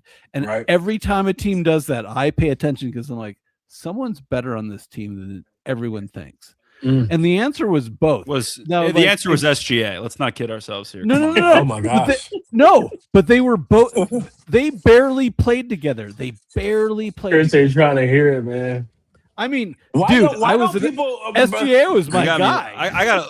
What is the hate about Luke with Giddy? I don't understand. Okay, wait, hold on. Brian, that Thunder team won 24 games. way more than we thought. Way more. It's 24 way games. more. I thought you were talking about the season that they went to It the was playoffs. more than I didn't know 24. you were I talking think. about that. I think it They was more were than the 24. 14th best team in the Western. No, the year after I that. The tuned year in. after They that. were the I second tuned worst in. team in the Western I Conference. started watching it because Shea was my guy. I was like, Right. I want Shea or either Bridges in that draft. I was like, I really wanted Shea, and I wanted either Bridges. Mhm. You know, like, sorry, Wave Peters. But like, man, I started tuning in, and I was like, this kid is actually good. Josh Giddey is good. You can't. He's good, tell me man. He's not. He's good, and I think he's gonna. I think his game is one of those games that gets better with time because it's not dependent on athleticism. It's dependent Correct. on right here, and he has it. The fact that he has the amount of success that he has while not being gifted athletically speaks to his game even more, man. And I feel like now that we have the players who are going to capitalize off the open looks that he gets them, we have the kind of a system that that he thrives in. I think this is the first time you can truly evaluate him. We also have a bunch of defensive guys around him, so he's not going to get hunted as much. And even if he gets hunted, there's backup. Everything looks a lot worse when everything's bad. So now we get to actually evaluate him. Luke, were you a poker guy? Right, Jordan. Absolutely not. Come on now.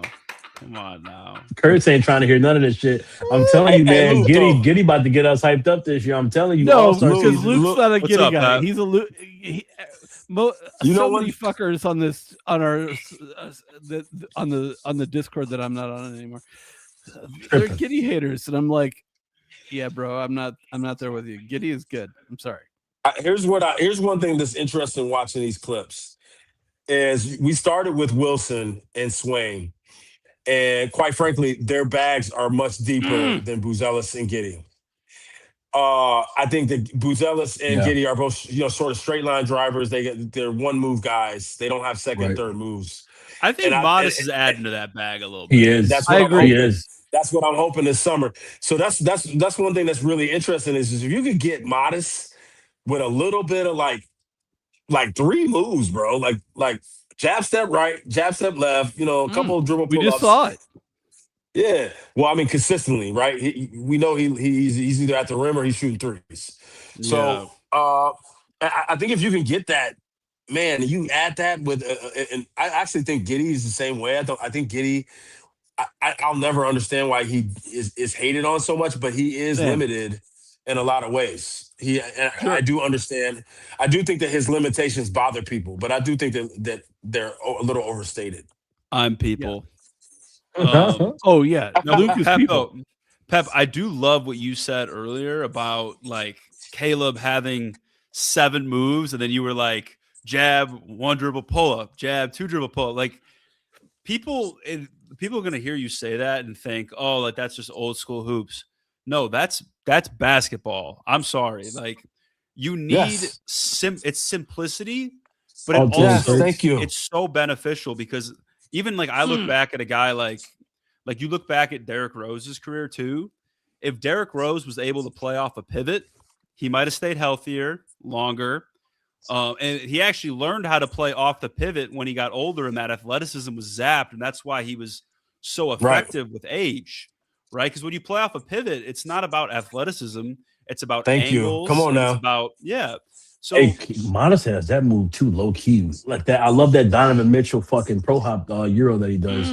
The gather, absolutely, I love that. No, keep Modest looks good in these. I'm just like mesmerized by Modest's fucking highlights. And imagine next year. Oh yeah, that's what I'm saying. And you got 2 of those. You have 2 of those. One on each block. Also, Josh Giddey passing to each one of them. Come on. Yeah. We about to be a little problem for these other young teams, man. I'm telling you. We about to catch niggas by surprise. Yes.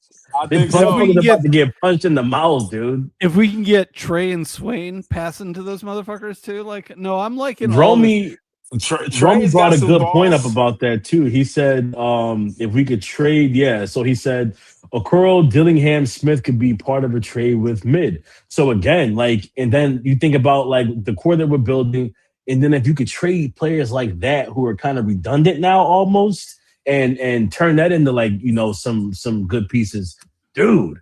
I think we're So- building something here.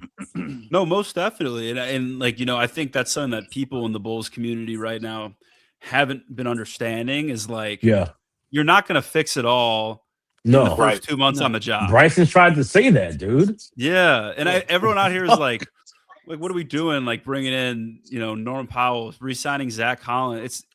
It's not a 1 month process, and I think specifically like the point, like Okoro, I want Okoro gone now, just because we have Swain and Powell, and I'd rather see those two play than Okoro at this point. No offense, Isaac, I've appreciated your time here. Right. Kind of. I think I'm kind of done with Dillingham too. And I know he's younger than Trey, but I think I'd rather keep Trey around to feed a second unit of Noah and maybe Leonard Miller, maybe Caleb's running with the second unit. Like I'd rather have Trey around to set the table for them, because I think he can play a similar role to Giddey, even though they're, different Right. players, but Height-wise. there's some moves to make here for sure. So let me flip the coin from Luke.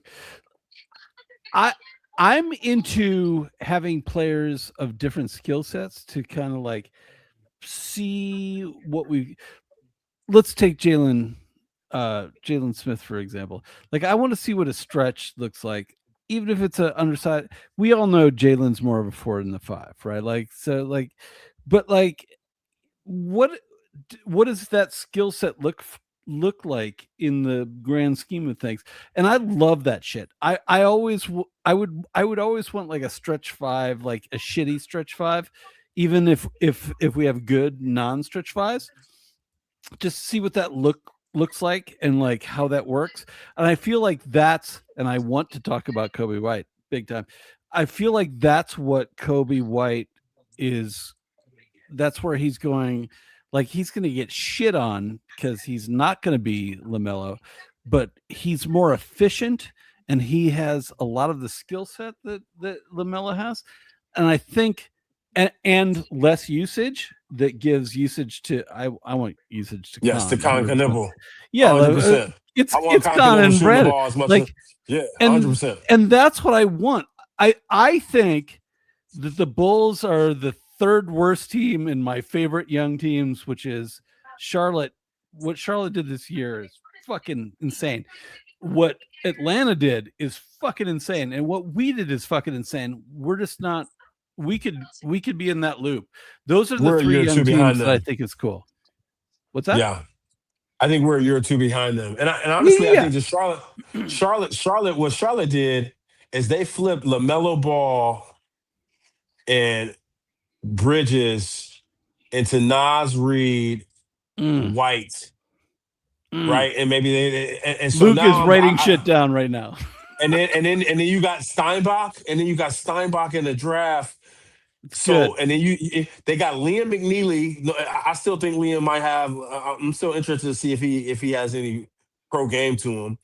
You got Knipple, you got Miller. White is from North Carolina. He gets to go home. I think that he gets leading to play. scorer. He gets to play in a place that loves him. I think that White is one of these guys. If you don't love him, it gets to him. He doesn't like to play. He really and does. A lot of Bulls fans don't love Kobe, which is crazy to me. Shout out to you, Vince. That's you. Yeah, and so like I think Kobe's going to be in a place where he's loved, he's well regarded, and he's really the engine behind it. And I also think that Kobe having played for Billy Donovan and around Josh Giddey, I think these are all things that when we look back at Kobe's career when he's 29, 30, 31, be like, man, that was so good for him. Because he's gonna be a better point guard because of it.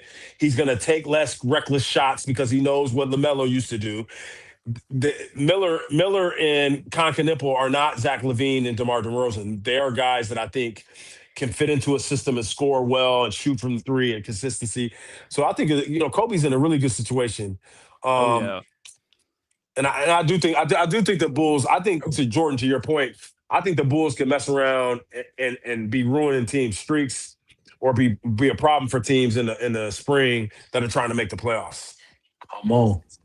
Come on. I think the big thing Luke. is going to be is they got to keep their, like, at some point, just because the team is so young and it's bound to happen, shit's going to hit the fan. It's going to go sideways for a little bit. They're going to lose a couple. Sure. They're going to probably have a losing streak at some point.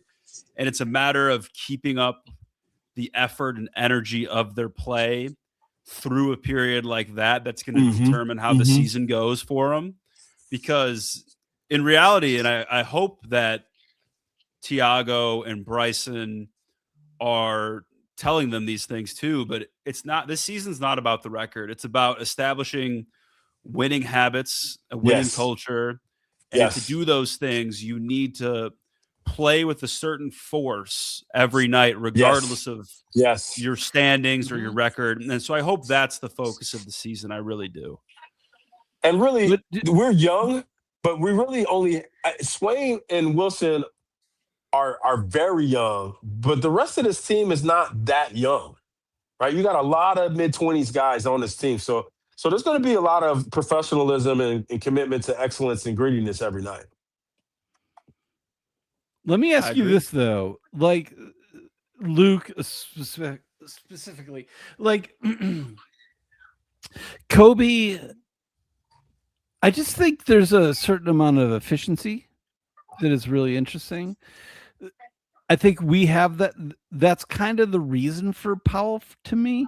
Like, if you can have a little bit more efficiency, I think it's interesting.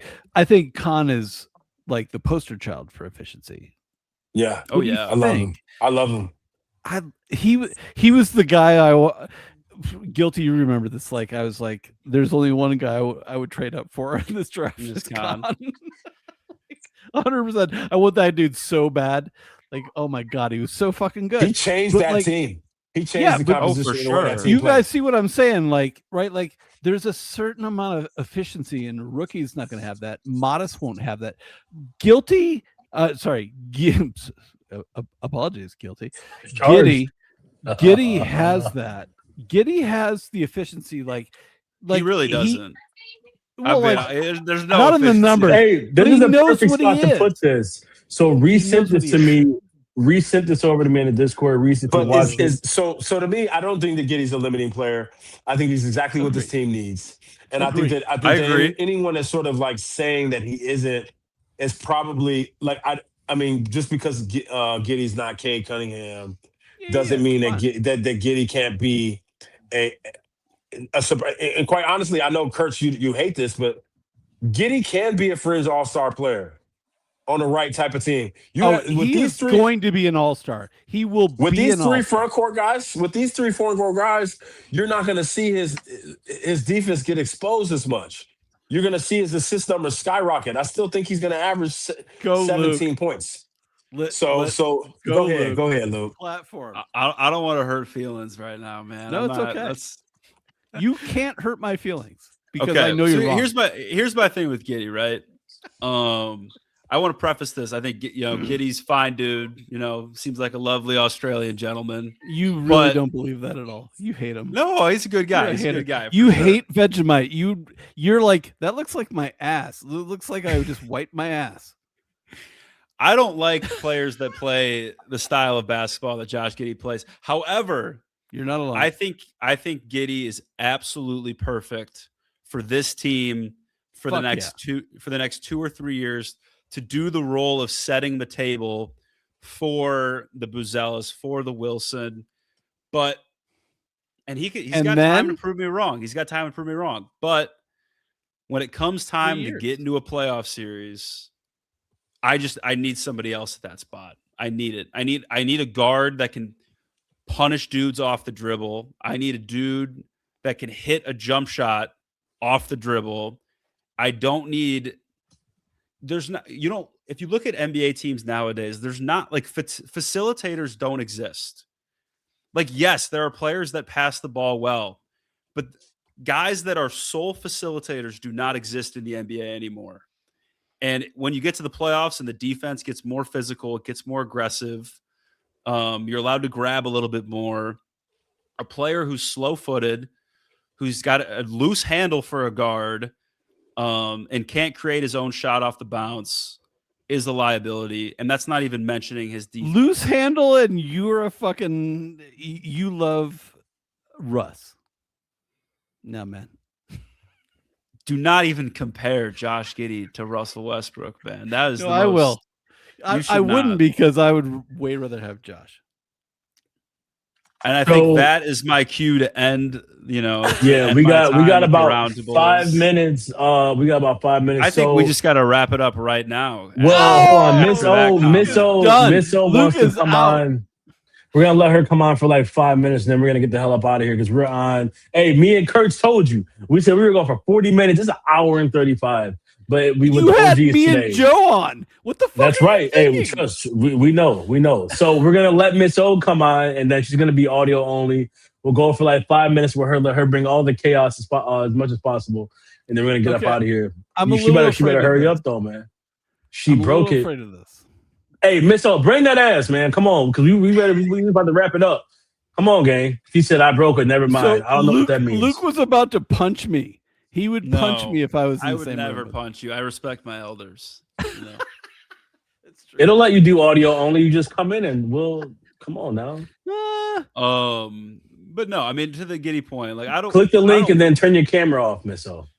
This is something that I tweeted the other day. Well, this is something that I tweeted the other day too, right? If the Bulls are winning games and anybody on this team is hooping, I love them. I was saying this about Patrick Williams. Like if Patrick Williams starts playing well, we start winning games. Oh man, can we have 5 minutes on Pat Will?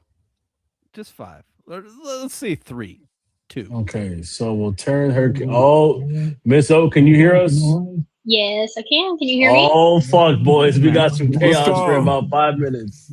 But she's all echoey. Come on, what are you doing? No, that sounds like chaos to me. Yeah, she's what are your questions, ma'am?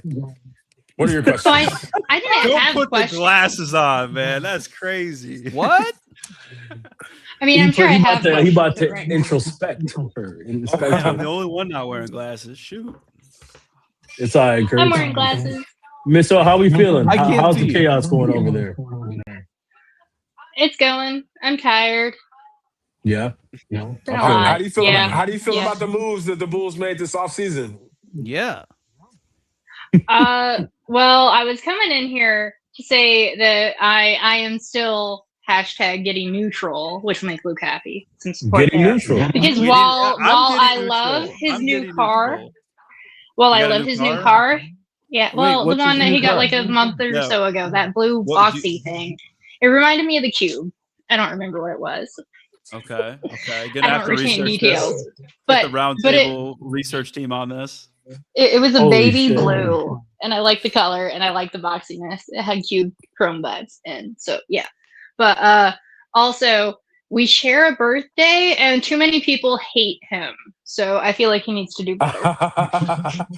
Yeah, you can't be 10 out of 10 when you got all the haters. Yeah.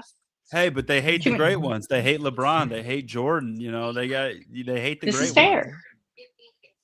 But yeah, I have no actual. How do you feel about Wilson? How do you feel about Wilson? I'm excited because Guilty totally sold me on the culture and mindset, but I never actually went and researched him. So now that he's on the team and the person that we have, I've kind of been watching his interviews and stuff. I still haven't watched any film on him. I probably won't, let's be honest.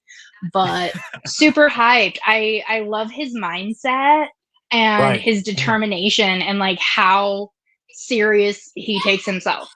Everyone's getting mad. Everyone got mad about him being all I want to be a statue one day and I'm gonna be a great. And I think that's wild because if he's going to use that as a tool to push through walls, why are we gonna hate on him for it? Can you see the screen, Miss O? I put some Keaton Wagner highlights up for you. Yay, baby giraffe. You see him? You see that baby giraffe hair ass flopping around?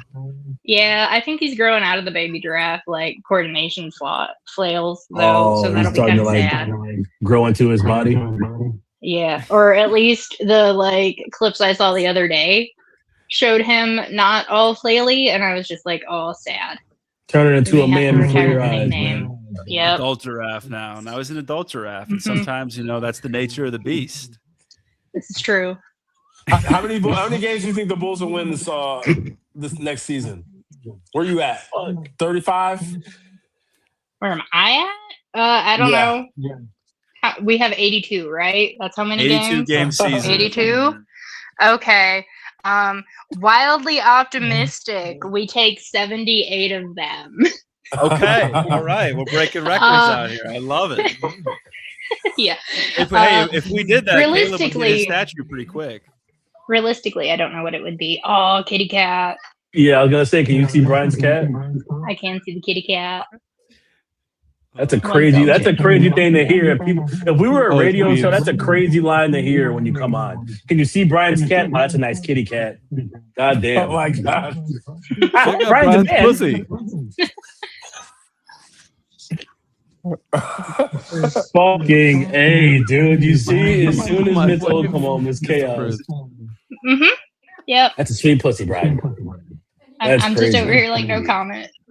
Yeah. Yeah, And that's well, how you know what, should- Roundtable. filter. On that note, we're gonna end on Brian having a nice cat, and it's been an awesome stream, guys. We went for damn near 2 hours. Of course. To the point you either die a hero or live long enough to hear yourself echoing throughout the whole fucking stream. So I hope this isn't too bad on anybody's ears. Miss No, it's O, thanks for terrible. hopping on for a little bit. Off the It's headphones bad. there. It's bad. I can't All right. imagine. Mama O. Oh, wait, we're that gonna work actually on stopped we're gonna work on your shit, like, because this echo is terrible. I think she's gone. Now it's Device good. not connected. Yeah, That's yeah, fucked up. Yeah, her device got disconnected. You Well, bullied thank her you for off, coming man. on, Miss O. Damn it. It was just awesome. Let's get fucking baby giraffe up out of here, man. Yeah, man. Yeah. Thank you guys for coming on. OG Pep, OG Brian, thank you guys for coming on. Any last comments from you two? I'm excited Real to pep. see. One, don't be Bulls fans. Chill out. Chill the fuck out. Do not be Talk to upset him. that we're not making a lot of moves. Talk Just to him. let these young boys play. Let them be, very simple. Listen, we got a couple base hits this summer. That's all we needed. Chill the fuck out. We do not Talk need to to make him. a lot of crazy moves. And I think also number two, I'm super excited about Summer League. I think Summer League is going to be super dope. I think that Oh my god. I'm looking for a Denzel Valentine reclamation where we win the Summer League championship. Whoa! what I'm looking All right, I Summer love League it. championship. I'm with it. I'm with it. I'm in there. Who's next? I bet I was experimenting with some shit. Brian, you're next, OG. Oh shit, man! Like Bulls Nation. Shit, come on, man. Norm Powell is good, man. Just believe me when I tell you. Like Norm Okay. Powell is good, and you're gonna be like, that motherfucker, man. Like that motherfucker is smooth. It's gonna be good, and it's gonna be. If we can get, how good do you guys feel about like if we can make the play-in and lose? Because I feel great about that. Yeah. I want us to go to the. Dope. Here's the coolest thing about what we're doing now. Like I've been the biggest. I told Moo this in the court. I've been about tanking in so many words, but it was more so because I knew we were going nowhere and that roster was ass. I don't fucking like AK, so I'm like, man, just let me see the young boys play. Let's lose games, lose so many games that it forces us to make change. And we're here now. We lost so many games. Shit was so bad that Jaden Ivey started talking about fucking Judgment Day in Chicago, and now we got a complete new regime. So now I'm completely okay with us just going for it. And I'd be happy to see this team make the play-in. I didn't want to see these teams before make the play-in because they're ass and it's giving us false hope. Now with this roster, though, I want to see us push for it. So if we make the play-in, I'm ecstatic.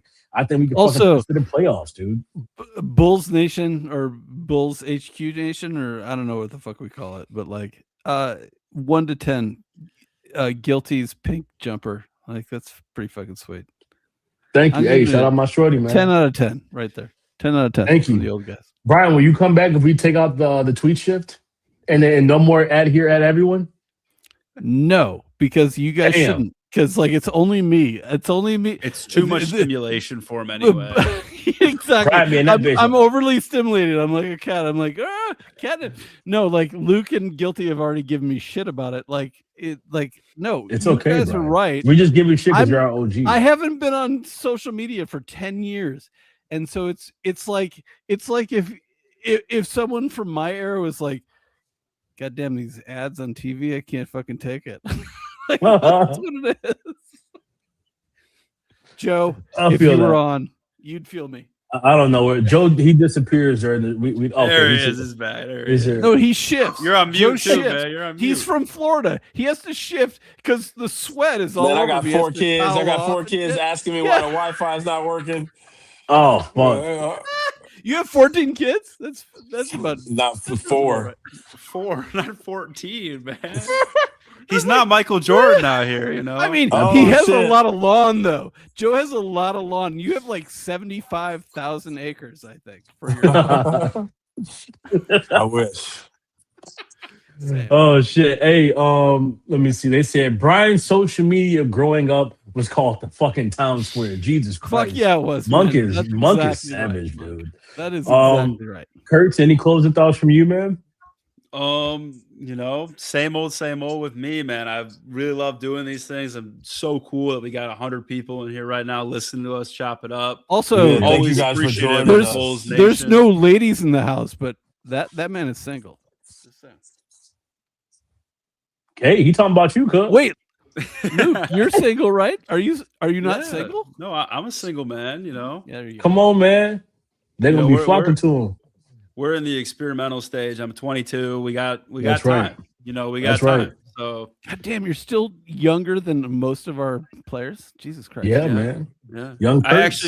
I just bought my first. I pre-ordered a Caleb Wilson jersey. That's the last jersey I'm buying because I can't be buying jerseys of people younger than me, man. But I had to do it this one time. Oh, one time. So don't let me down. Just put it in. Just put it in the frame, bro. Just put it in the frame. Totally. Hey, Joe if he is lets right. me down, I'll put it in a frame. But if I'm gonna be wearing that if we're hooping out here, I mean, that's right. Yeah, but you can still wear it. I can't. Actually, all you motherfuckers can wear it. I'm a chubby old white dude. I'm a chubby young white dude. You know, we'll be okay. Oh, it's all good, brother. I'm very tan. I don't know if you can tell. Like, this is the third time. Tan as me. I think this is the 3rd or 5th time Brian has brought up his tan.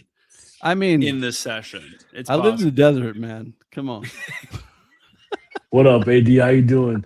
Well, yeah. So, yeah, but let's. AD, we're getting ready to close this thing out. AD, it's good to see you. AD is getting ready to go on vacation. So shout out to AD. Shout out to the Shy Bulls Times. Hey, we told y'all. Man, I don't even know how long ago that was. Like a month or 2 when he was starting it up. That he was having some cool shit coming. It's been really cool seeing what you're doing with the Shot Bulls Times. Absolutely. AD, looking forward to having you back on here with us for an episode. But safe travels on your vacation, man, and have a good time. You about to go live Love Island in real life, damn near. You know how much you love that show. Him and Dub. Dub's coming on tomorrow, man. And Dub was like, I'm gonna tell my shorty we gotta push Love Island to later. Yeah, I said I appreciate you, Dub. Dub said, yeah, I told my girl we gotta push watching Love Island to tomorrow or something. So shout out to Dub. We'll have him on tomorrow, and shout out to AD. What AD he put out? Like what players from the Bulls we see on Love Island? Like, oh hell no, man. Oh man, yeah, it's amazing. It's he's one of a kind, bro. Yeah, shout out to you, AD. But yeah, thank you. Yes, yes. Shout out to your gal.